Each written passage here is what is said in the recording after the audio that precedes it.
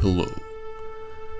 Today we will begin a journey of our look into the other side, the villainous foes of this world.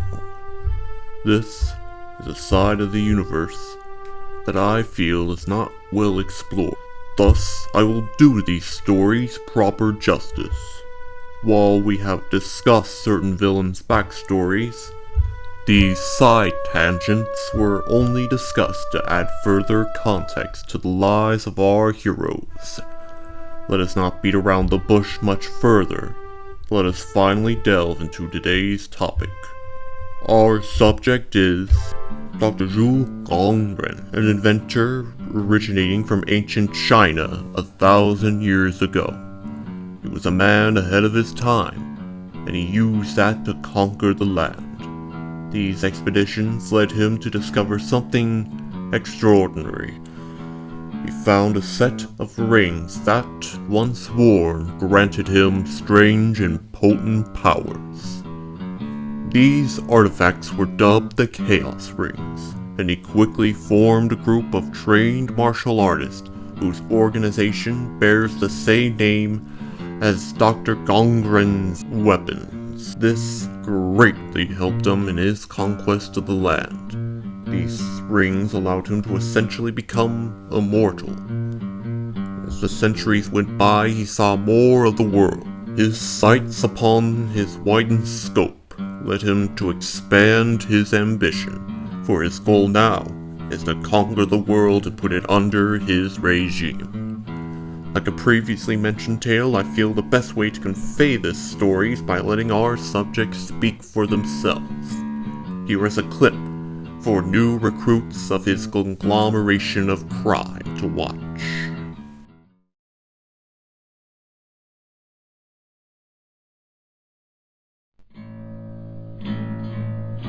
Hello, I am Dr. Goo Goo G'joob, the greatest scientific mind in the world and the wielder of this organization's namesake.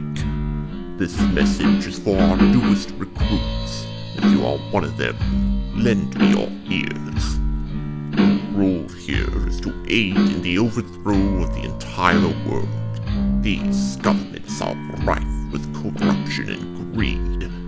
These selfish desires impact each and every denizen of their country for the worst. With my brilliant hand, I shall lead this world into a better future. I know many of you have doubts about our success due to a new era of so-called superheroes that wish to halt our progress. Seems even more of a daunting task since one of them escaped our grasp and used a chaos ring of his own to create another hero. Do not be disheartened by this. You must learn to stay confident for our cause, even in the most dire of circumstances. Besides, you know that not all adversaries come out unscathed when facing us. That is how I got the name Eggmandarin in the first place. It was a name given to me by a scoffer.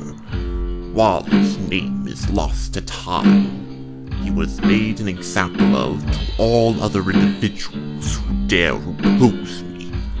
That is why I kept the name as a reminder to everyone else.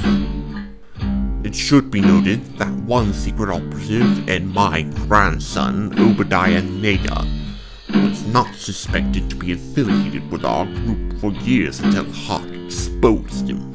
These lessons from all of this is that defeat is not an inevitability.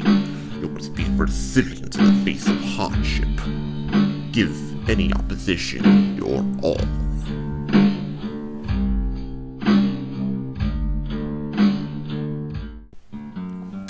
While the preceding video did give a lot of information about our subject and was oddly inspirational, there are some gaps that need to be explained. First, of course, is the vaguely alluded to Chaos Ring he did not obtain. He possesses 6 Chaos Rings. These rings have an emerald on each of them. These are the emeralds of Chaos Time Spin, Chaos Megamuck, Chaos Scorch, Chaos Space Control, Chaos Aqua, and Chaos Solution. He later learned that collecting all 7 turns you into a powerful being, the last one being the Emerald of Power. He really wanted the last one because that would be crucial for conquering the world. The last one was separated from the rest long ago to make sure no one has that much power. It was cast into a dimension known as the Subspace Zone. It would be discovered millennia later by Sunny Hark, further vindicating Ongren's hatred for the speedy hero. Sunny gained it because he was helping another group fight Taboo Nihilus in the Subspace Zone, and was awarded as a token of their appreciation. Now, a question you may be asking yourself is, where did those powerful rings come from, Will? If you let me continue, that story begins long ago. There was a species called the Malukagents, a species of water space dragons that lived on a faraway planet and have the ability to shapeshift into whatever it wants to. Their homeworld was destroyed by a reluctant planet-eating behemoth that deserves its own tale. The navigator of the ship that went to Earth was named Fin Wunlan Foom, a violent creature that wanted to create a new home through conquest. It landed in ancient China, where the navigator used the rings its species created and wreaked havoc upon the land. Calling upon the gods to end this evil, the daughter of the emperor used a mystic emerald to seal herself and Fin Wunlan Foom into it. This emerald was moved across the world many times before settling into the possession of Merlin the Magician in the Kingdom of Camelot. Yes, that's real in this universe. If you think that's out of left field, then you need to catch up on certain episodes of this series. Centuries later, the emerald was accidentally split, unleashing Fin Wunlan Foom once again, but it was put back to sleep with magical herbs.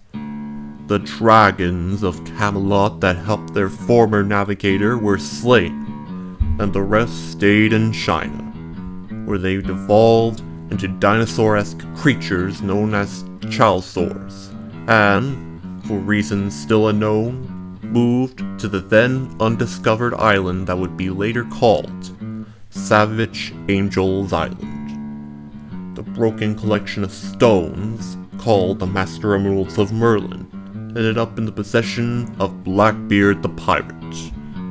Many thought it sank with the ship that it was on, but in truth had washed ashore to Savage Angel Island, where Justin Knuckles eventually found them centuries later and used them to provide clean power. We discussed Knuckles before, but one aspect I've neglected to mention is that he is a naive businessman being manipulated by Gong Ren, who wants to use the stones to conquer the world. Now, that was quite the tale, wasn't it? Spanning centuries with various players involved. With all of that said, here is a special presentation to conclude this story, one that details the abilities of the Chaos Rings. Enjoy.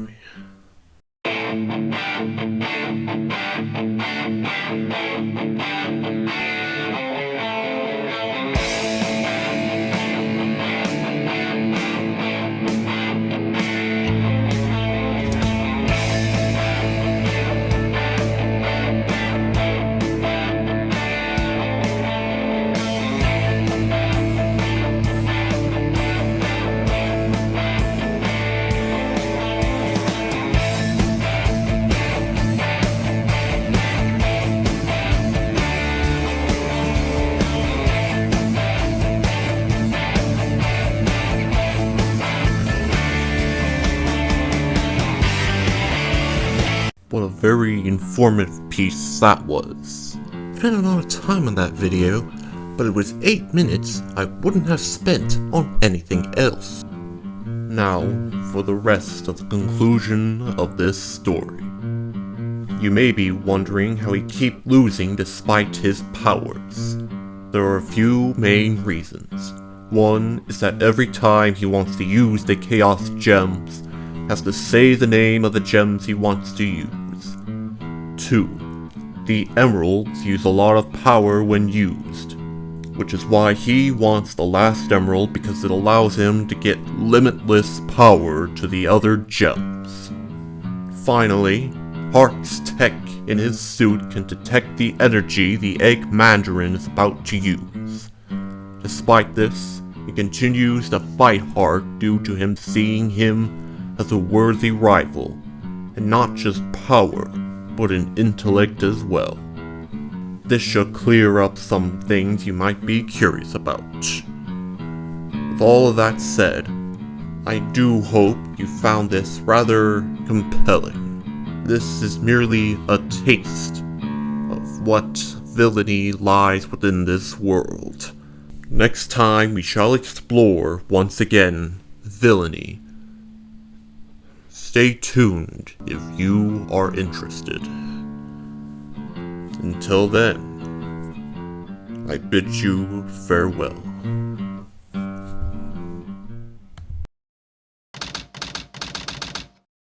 Come to make an announcement. Shining Ying is a bitch. What is up, my guys, gals, and goops? It's me, the guy who you probably didn't think I had like Stitchu.